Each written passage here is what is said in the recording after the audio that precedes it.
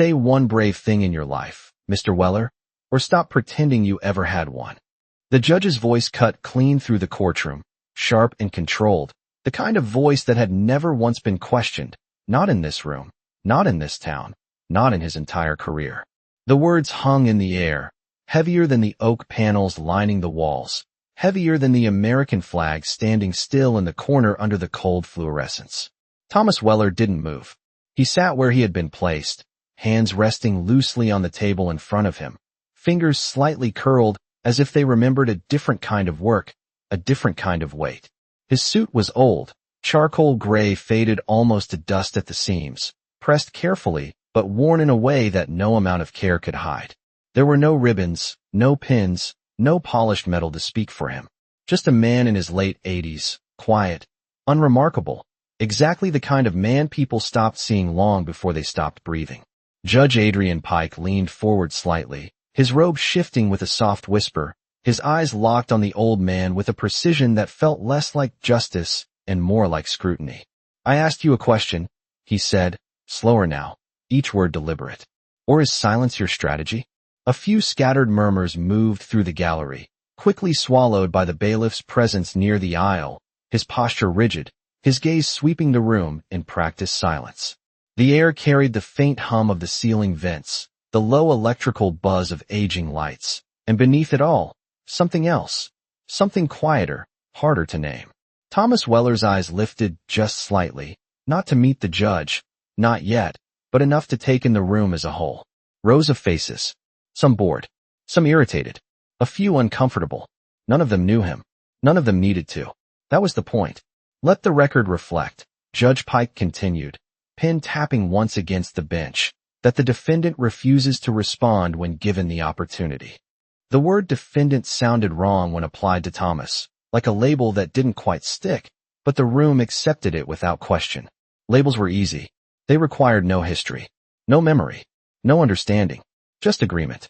At the far end of the room, behind a small desk cluttered with transcripts and a recorder that clicked softly with every captured word, Claire Sutton paused mid-keystroke. She wasn't looking at the judge. She wasn't even looking at the screen in front of her. Her eyes had settled, almost without her noticing, on the old man's hands. There was a rhythm there, subtle, barely visible. His index finger tapped once against the wood. Then again, not nervous, not random, measured, like counting something only he could hear. The microphone at the center of the courtroom let out a brief flicker of static, just a whisper of interference, gone almost as soon as it came. No one reacted. No one except Thomas. His fingers stopped mid-motion, just for a fraction of a second, then resumed, slower now. Claire felt a small, inexplicable chill trace down her spine. It didn't make sense. It wasn't anything she could explain. But something about that pause, about the way the old man's entire body seemed to still for that single heartbeat, felt wrong. Or maybe not wrong. Familiar. Like a memory she had never lived. Judge Pike exhaled sharply, impatience creeping into his tone. "Mr. Weller," he said, leaning back now, folding his hands as if the matter were already settled. "Men who have done anything worth remembering don't need to be dragged into speaking. They don't sit there hiding behind silence." The word hiding landed harder than the rest. It carried weight, accusation, finality.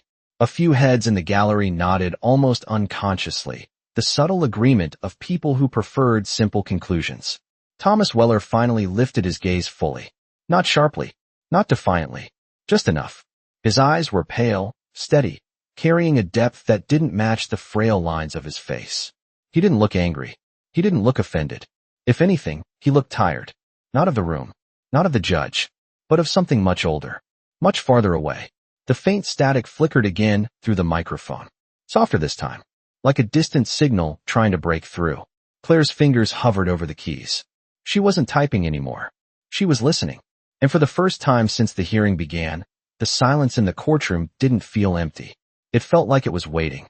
The silence did not break all at once. It stretched, thin and tense, like a wire pulled too tight across the room, and Judge Adrian Pike seemed to feel it even if he did not understand it. His fingers tightening slightly against the polished edge of the bench as he studied the old man in front of him with a growing irritation that had less to do with law and more to do with control, Because nothing in this courtroom was supposed to resist him, not the witnesses, not the attorneys, and certainly not a quiet elderly man who had not spoken more than a handful of words since the hearing began. Yet Thomas Weller remained exactly as he was, still, composed, almost detached, as if the words thrown at him had to travel a much longer distance than anyone in the room could see. And somewhere behind that stillness something older seemed to be listening instead of reacting, something that measured time differently than the ticking clock mounted high on the back wall, its second hand clicking forward with mechanical certainty that felt oddly loud now, each movement marking a moment that no one seemed willing to claim. "Let me make this very clear, Judge," Pike continued, his tone sharpening again as he leaned forward, reclaiming the rhythm of authority he trusted. "This court is not interested in riddles or theatrics. If you have something to say, you will say it plainly." The words echoed slightly against the wooden panels, absorbed and returned with a dull weight, and still Thomas did not answer, not immediately, his gaze drifting just a fraction to the side, not toward the judge, but toward the small microphone resting on its stand at the center of the table, its thin wire coiled neatly, its metal grill catching the overhead light in a soft, muted glint, and for a brief second, so brief it might have been imagined, the faintest whisper of static passed through it again, a fragile, broken sound like a signal struggling across distance, and Thomas's fingers stilled completely this time.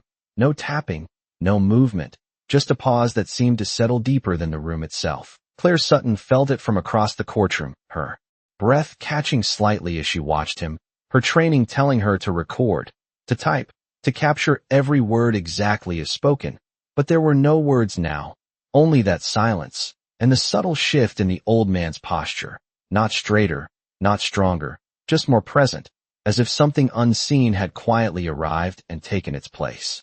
Beside him, Judge Pike exhaled through his nose, a controlled sound, but edged now with something less patient. "You were given an opportunity," he said, slower again, almost measured, "and instead you choose to sit there as if this does not concern you, as if you are above answering a simple question." The accusation hung there, heavier this time, because it carried the weight of expectation behind it, the expectation that the man would finally respond, would finally defend himself, would finally step into the role the courtroom had already assigned him. But Thomas Weller had never once moved to accept that role, not in the way they expected. His eyes lifted again, this time meeting the judge fully, and there was no challenge in them, no defiance, only a steady clarity that did not match the frailty of his body, a clarity that seemed to look past the bench, past the robe, past the title itself. And for the smallest fraction of a second, something flickered across Judge Pike's expression, not recognition, not yet, but a hesitation so slight it could have been dismissed as a trick of the light. Thomas leaned forward then, just enough for his voice to carry without effort, just enough to reach the microphone. And when he spoke, it was not louder than before, not stronger, just precise, each word placed carefully into the silence that had been waiting for it. "You are listening for the wrong kind of answer," he said quietly, and the room seemed to hold its breath around him, because even though no one understood what he meant, something in the way he said it made it impossible to ignore. And somewhere in the back of the courtroom, a man shifted in his seat, his hand tightening around the handle of his cane, his eyes narrowing as if he had just heard a sound he had not heard in decades, a sound that did not belong to this room at all. The words settled into the room like something that did not belong there, not loud enough to command attention, not sharp enough to provoke reaction, yet impossible to dismiss. And for a moment no one moved, not the judge, not the attorneys, not even the bailiff standing rigid near the aisle, because Thomas Weller had not raised his voice, had not argued, had not defended himself in any way.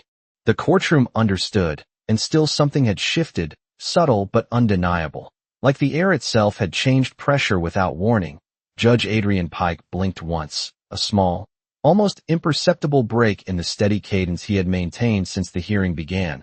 Then his expression tightened again, recalibrating, reclaiming control with the confidence of a man who had spent years believing that control was the same as authority. "The wrong kind of answer," he repeated, his tone measured but edged now with a faint trace of disbelief, as if testing the phrase for weakness. "This is not a philosophy seminar. Mr. Weller, this is a court of law. He leaned forward slightly, palms pressing flat against the bench, grounding himself in the structure he trusted. You were asked a direct question, and you will give a direct answer. The firmness returned to his voice. But something underneath it did not settle the way it had before, because Thomas did not react to the pressure, did not flinch, did not shift in his seat. Instead, he remained still, his gaze steady, as if the judge's words were passing through him rather than landing. And that, more than anything, began to draw attention, the kind of attention that builds slowly, quietly, until it cannot be ignored. Claire Sutton felt it again, that same unplaceable tension tightening across her shoulders as she watched the exchange, her fingers hovering above the keyboard without moving, the blinking cursor on her screen waiting for words that were not coming. And then, without meaning to, she glanced toward the back of the courtroom, toward the man with the cane who had shifted earlier. He was no longer relaxed in his seat. His posture had changed, straightened slightly despite his age, his eyes fixed on Thomas with a focus that did not match the casual interest of the other spectators.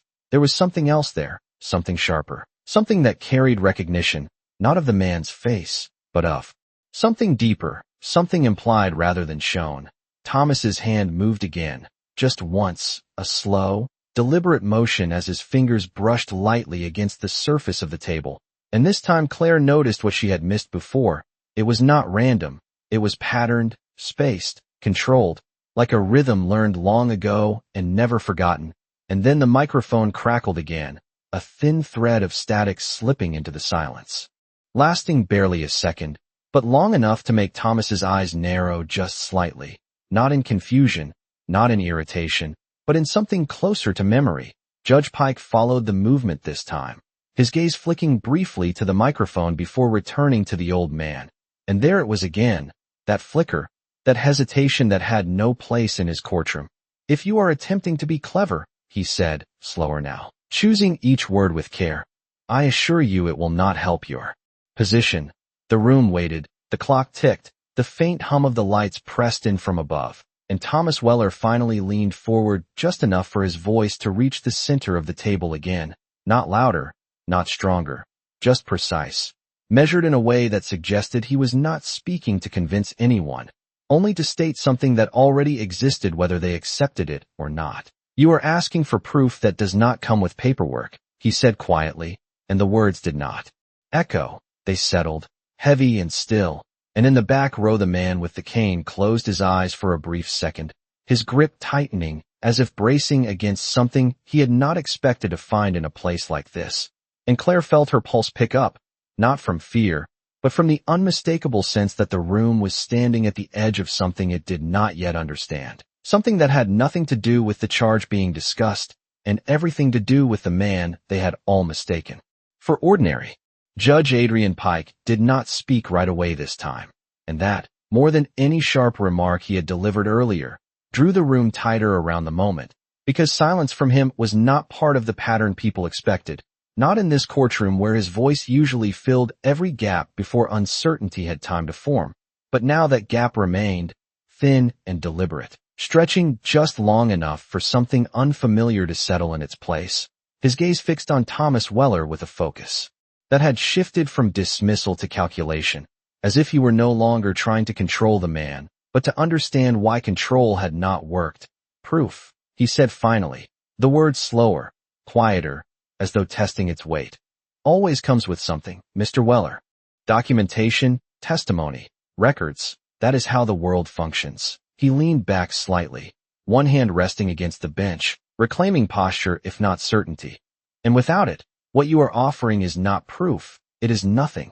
The final word landed with intent, an attempt to anchor the room again, to pull it back into familiar structure, but it did not land the same way it would have 10 minutes earlier, because now people were watching differently, not just listening. Claire Sutton felt it as clearly as if the temperature had dropped a few degrees, the air thinner, sharper, every small sound more defined, the soft shift of a chair, the faint scrape of a shoe against the polished floor, the quiet breath someone tried and failed to steady. And through it all, Thomas remained unchanged, his stillness no longer read as passivity, but as something deliberate, something chosen, his eyes steady on the judge, not challenging, not yielding, simply present in a way that made everything else feel less certain. Nothing, Thomas repeated softly, not as an argument, not even as a correction, but as if he were acknowledging the word itself, turning it over with care, and for the first time, there was the faintest hint of something behind his voice, not emotion in the way the room understood it, but depth, like a current beneath still water. That depends on who is listening, he added, just as quiet, just as measured, and the sentence did not echo. It settled, and this time it reached further than the judge. It reached the edges of the room where attention had begun to gather. In the back row, the man with the cane straightened another fraction, his breathing slower now, controlled, as if he were aligning himself with something he had not expected to find, his eyes never leaving Thomas. And Claire saw it, saw the change not just in him, but in others, small shifts of posture, heads turning slightly. The courtroom no longer unified in its assumption. Something had fractured that unity, something subtle but irreversible. The microphone let out another brief thread of static, softer this time, almost like a whisper fading before it could be heard clearly, and Thomas's fingers moved again, a single tap against the wood, then stillness, and Claire realized suddenly that the pattern was not random at all. It was structured, intentional, a cadence that belonged somewhere else, somewhere beyond this room. And the realization sent a quiet jolt through her, because it meant that whatever was happening here was not confined to the words being spoken. Judge Pike noticed the movement this time, his eyes narrowing slightly as he watched the old man's hand, then flicking briefly toward the microphone again, as if trying to connect pieces that refused to fit together cleanly. If you believe that someone in this room understands what you are implying, he said, his voice controlled again but no longer as sharp, then perhaps you should make it clear. It was not quite a challenge, not quite a demand, something in between, shaped by the uncertainty he had not yet acknowledged. And for a moment, Thomas did not respond, his gaze drifting just slightly, not away, but through, as if measuring something beyond the visible. And when he spoke again, it was even quieter than before, forcing the room to lean in, not physically, but with attention. Clarity is not always loud, he said, each word precise, unhurried. Sometimes it is recognized. And the sentence hung there, incomplete to some, unmistakable to others. And in the back row, the man with the cane opened his eyes fully now, his grip tightening, not in pain, but in certainty, as if a name, a sound, a memory was forming just out of reach, and he knew, with a quiet, dawning weight, that when it surfaced, nothing in this room would remain the same. The room did not realize the moment had already begun to change, not with a loud interruption or a sudden entrance, but with something quieter, something that moved through the space like a shift in pressure that only a few could feel at first, and Thomas Weller sat at the center of it without moving, his presence no longer blending into the background but anchoring it, as if everything else in the courtroom had started to orbit around a point no one had noticed before. Judge Adrian Pike straightened slightly, his expression tightening as he searched for footing that no longer felt as solid as it had minutes ago. Recognized by whom? He asked, the question controlled, but carrying an edge that hinted at something deeper than authority, something closer to doubt. And for the first time, the question did not feel rhetorical, it felt real. Thomas did not answer immediately, his gaze lowering just a fraction, not in submission, but in thought, as if measuring the weight of something that did not belong to this room. The faint hum of the lights pressed in again, the ticking clock marking time that seemed slower now, stretched, deliberate. And then the microphone released another fragile thread of static, longer this time, just enough to linger, just enough to be heard by everyone. And Thomas's hand stilled completely, no rhythm now, no movement at all, just a pause that felt absolute. Claire Sutton felt her breath catch as she watched him, because the stillness was no longer passive. It was intentional, like a signal waiting to be acknowledged. And in the back row, the man with the cane leaned forward despite himself, his eyes narrowing, his lips parting slightly as if a word was forming but not yet ready to be spoken, the tension in his grip visible now, not from discomfort, but from recognition that had not fully surfaced. Judge Pike noticed the shift in the room, the subtle changes in posture, the way attention had gathered without instruction, and it unsettled him in a way he could not openly admit. because nothing in his experience had prepared him for a courtroom that responded to silence more than authority. "If there is something you are implying," he said again, more firmly now, attempting to reclaim direction, "then say it clearly." And this time, there was no pause, no hesitation. "Thomas." Weller leaned forward just enough for his voice to meet the microphone, his movements slow, deliberate, the kind that carried intention without urgency. And when he spoke, it was barely above a whisper, yet every person in the room heard it as if it had been spoken directly to them. "Ghost actual." The words were simple, almost weightless on their own, but they did not remain that way. They moved through the courtroom like a current, invisible but undeniable, and for a brief moment, nothing happened. No reaction, no immediate understanding. Just the echo of the phrase settling into unfamiliar ears. And then it began, not with the judge, not with the attorneys, but from the back of the room.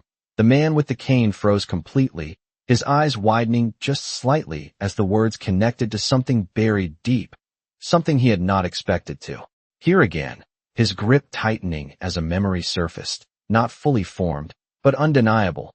And Claire saw it, saw the change in him, saw the way his entire posture shifted from passive observer to something else entirely, something alert, something aware, and she felt it herself now. That same cold clarity settling in, because whatever those two words meant, they carried weight that did not belong to this room. Judge Pike did not recognize it. Not yet. But he felt the reaction, saw the shift, ripple outward. And for the first time since the hearing began, he did not speak immediately, because the control he relied on had just been interrupted by something he could not name. And in that silence, deeper than any before it, the balance of the room began to tilt. The words did not echo, they settled. And in the space they left behind, something old began to move, not in the room, not in any visible way, but inside the man in the back row whose grip had not loosened since the moment those two words were spoken, his eyes fixed on Thomas Weller as if distance had collapsed and time itself had shifted, because ghost actual was not something you heard by accident. It was not a phrase you stumbled across or misremembered. It was a designation that had lived in quiet corners, passed in low voices, carried through channels that did not exist on paper, and now it was here, spoken in a county courtroom under fluorescent lights. And for a brief second the man could not reconcile the two realities, the polished wood and the distant memory that came rushing forward with a clarity that felt almost physical. The hum of the lights above him dissolved into something else, something deeper, a steady mechanical rhythm layered beneath wind, a vibration that moved through metal and bone alike. And he was no longer sitting in a courtroom. He was somewhere else entirely, not a place marked on maps, not a place with clear lines or boundaries, just darkness broken by faint instrument glow and voices that did not rise above calm, even when everything depended on them. And at the center of it, always calm, always precise, was a voice he had not heard in decades but recognized instantly. Not louder than the others, not commanding in the way movies portrayed, but absolute. In a way that left no room for doubt. That voice had carried decisions that could not be written down, had guided movements no one would ever officially acknowledge, and it had been identified the same way every time, not with rank, not with name, but with a call sign that meant something only to those who had been there, ghost actual. And the memory did not linger, it snapped back, pulling him into the present so abruptly that his breath caught in his chest, his eyes locking onto the old man. At the table, the years written into his posture, the quiet stillness that now felt entirely different, not absence, but containment, as if everything that had once defined that voice was still there, just held beneath the surface. Claire Sutton saw the change happen in real time, saw the way the man's expression shifted from uncertainty to something far more certain, and it sent a sharper chill through her than anything before, because recognition had weight, it had direction, and it was moving through the room now, subtle but undeniable, one person at a time. Judge Adrian Pike saw it too. Not the memory, not the meaning, but the reaction, the way attention had shifted again, deeper this time, and it unsettled him in a way he could no longer dismiss, because whatever had just been said had reached beyond him, beyond the authority of the bench, into something he did not control. What is that supposed to mean? He asked, and for the first time, the question did not carry Dominance. It carried a need for explanation, and Thomas Weller did not answer immediately, his gaze steady, his posture unchanged, as if the question itself belonged to a different conversation entirely. The microphone remained silent now. No static, no interference, just stillness. And in that stillness, the man in the back row shifted forward, his voice low but steady as he spoke for the first time, not to the judge, not to the room, but almost to himself. That is not a name you say unless you know exactly what it means. And the words did not break the silence. They deepened it, because now there was context, not full understanding, but enough to change the direction of every thought in the room. And Thomas Weller remained where he was, quiet, composed, as if none of this surprised him at all, as if he had known from the beginning that recognition, when it came, would not need to be explained.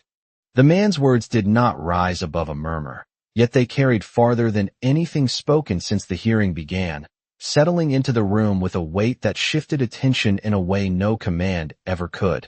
And suddenly the courtroom was no longer centered on the bench. It was centered on that quiet realization forming in the back row, because recognition had found a voice, even if it was only a single one. Judge Adrian Pike turned toward the man with the cane, his expression tightening, not in anger, but in something closer to controlled confusion, as if the structure he relied on had just been interrupted by a variable he could not account for.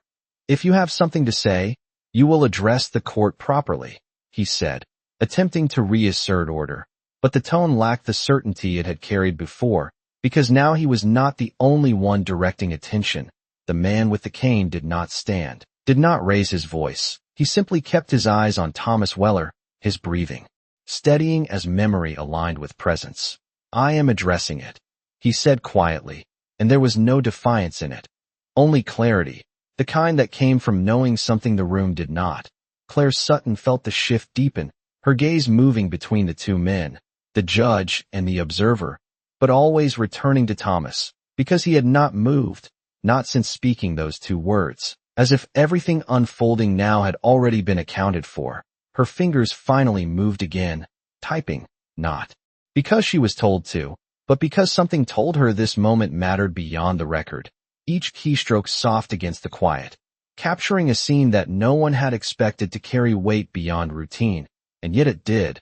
The air itself felt different now, less like a place of procedure and more like a space waiting for confirmation. Judge Pike drew a slow breath, steadying himself, his gaze returning to Thomas with renewed focus. This is not a place for speculation or secondhand interpretation, he said, each word measured again, rebuilding the cadence he trusted. If that phrase has meaning, then you will explain it.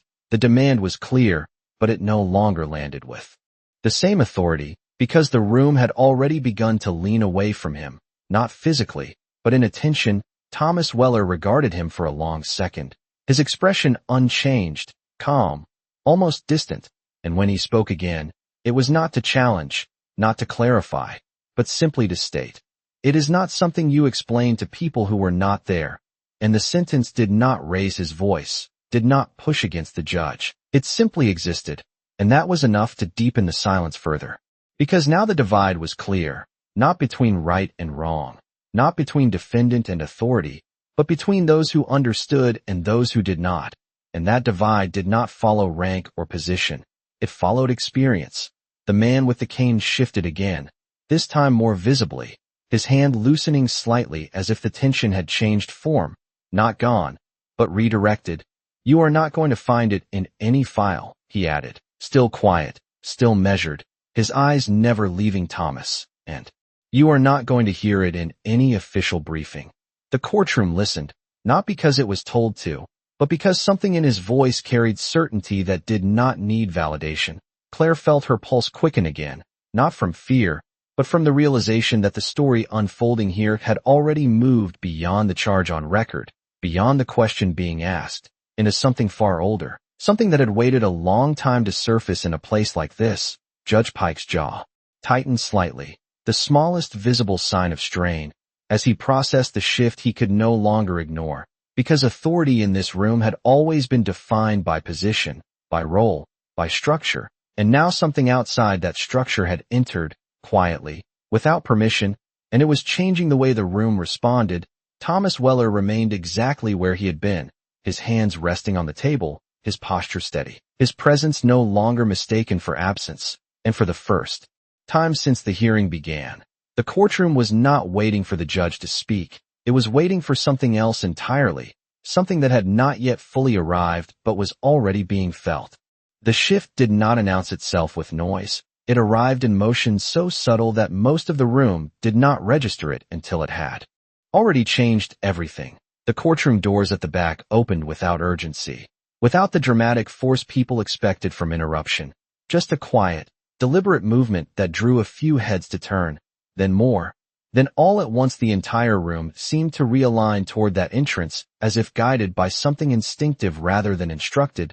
Two figures stepped inside first, their presence composed, measured, not hurried, not uncertain, and behind them, a third, older, taller, carrying himself with a stillness that felt heavier than the room itself. His uniform precise, not ostentatious, every line clean, every detail intentional. And yet it was not the uniform that commanded attention. It was the way the air seemed to settle around him, the way even the faint hum of the lights felt quieter in his presence. Claire Sutton felt it immediately, her breath catching as her eyes locked onto the man without fully understanding why, her fingers stilling above the keyboard. Once again, because something about this arrival did not belong to routine, did not belong to coincidence, it belonged to consequence. Judge Adrian Pike turned as well, his expression tightening, irritation rising first at the disruption, then faltering as recognition began to form, not of the man's identity yet, but of his bearing, the unmistakable posture of someone who did not need to announce authority for it to be acknowledged. The bailiff shifted instinctively, straightening further, his stance adjusting without command, as if muscle memory had taken over. The man with the cane in the back row did not move at all, because he already understood what the rest of the room was just beginning to realize. His eyes fixed forward, his expression no longer uncertain, but certain in a way that removed all doubt, because there were only a few people who would walk into a room like this without hesitation, and fewer still who would do so for a reason that had nothing to do with the case. Being heard, the third figure moved forward, each step unhurried, measured, crossing the polished floor with a sound that seemed louder than it should have been, not because of volume, but because of what it carried with it. Attention followed him naturally, not forced, not commanded, simply drawn, and he did not look at the judge first, did not acknowledge the bench, did not orient himself to the structure of the courtroom at all. Instead his gaze moved directly, unerringly, to Thomas Weller, and in that moment, the center of the room shifted completely. The judge, the attorneys, the formalities, all of it faded into the background as the line of attention locked between the two men. Thomas did not move, did not stand, did not react outwardly, but there was a subtle change, something almost imperceptible in the way he held himself. Not straighter, not stronger, just more present, as if the arrival had confirmed something rather than introduced it. The man in uniform stopped a few feet from the table, his posture precise, his expression composed, and for a brief second, the entire room held still, waiting, not for instruction, not for permission, but for recognition. And then it happened, not loudly, not theatrically, but with a weight that carried through every person in the room. He raised his hand in a clean, deliberate motion, a salute that was not performed for display, not exaggerated, not prolonged, just exact. And in that single movement, the meaning that had been building since those two words were spoken became undeniable. Claire felt it in her chest, a sudden clarity that did not need explanation. The man with the cane closed his eyes for a brief second, as if confirming something he had already known, and Judge Adrian Pike remained seated, his hands still on the bench, his expression fixed in a moment that had no precedent in his experience, because authority had just been redefined in front of him without a single raised voice. And Thomas Weller, quiet, unchanged, met the salute with nothing more than a steady gaze, as if it were not something earned in that moment, but something that had always been there, waiting to be recognized. The salute did not end the moment, it defined it, holding the room in a silence so complete that even the faint ticking of the clock seemed distant, as if time itself had stepped back to make space for something far more important. and the man in uniform lowered his hand slowly, not breaking eye contact with Thomas Weller, his expression steady but carrying a depth that did not belong to ceremony. It belonged to memory, to respect that had been formed long before this room ever existed. "Sir," he said quietly, the single word measured, deliberate, and it landed with more weight than any statement that had been spoken that day, because it was not given lightly, not offered out of habit. It was earned, and everyone in the room felt it even if they did not yet understand it. Judge Adrian Pike remained seated, his posture unchanged but his presence altered, the authority he had relied on now standing beside something else, something he could not command or dismiss. His eyes moved from the uniformed officer to Thomas, searching, recalculating, trying to reconcile the man he had judged minutes ago with the one now being addressed in a way that shifted the entire structure of the room. "General," he began, the title forming carefully as recognition finally reached him, but the man did not look at him immediately, did not acknowledge the bench. Instead, he kept his focus on Thomas for one more second, as if ensuring that what needed to be said without words had already been understood. Only then did he turn slightly, his posture still composed, his voice even. "Your Honor," he said, respectful, but not deferential. "I believe there has been a misunderstanding."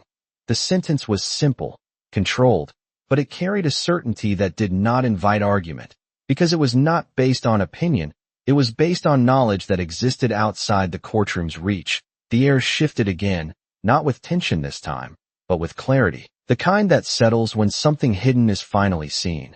Claire Sutton felt it as a release of the pressure that had been building since the first moment Thomas had spoken, her fingers moving again across the keys, capturing every word now with a sense of urgency that came from understanding the significance of what she was witnessing. The man with the cane in the back row exhaled slowly, his grip finally loosening, not because the moment had passed, but because it had resolved into something certain, something undeniable. Judge Pike straightened slightly, his voice returning, but different. Now, measured in a way that suggested careful consideration rather than control. "Then perhaps," he said, choosing each word with precision, "it would be appropriate for that misunderstanding to be clarified." The request was formal, but it carried a recognition that had not been there before, a willingness, however reluctant, to listen. The general nodded once, a small, deliberate motion, then turned his gaze back to Thomas, and for a brief second, something passed between them that did not need to be spoken. Acknowledgement, respect, history, all contained in a look that held steady without effort. Thomas Weller inclined his head just slightly, not as a response to authority, but as a quiet acceptance of what had already been understood, and the room, once defined by judgment, now waited in stillness not for a verdict, but for truth, and in that stillness, it became clear that some things were never meant to be proven in records or argued in court. They were carried in silence, recognized in moments like this, and remembered long after the room itself had emptied, because respect was not something that could be demanded. It was something that revealed itself when the right name was spoken at the right time, and those who understood it never forgot.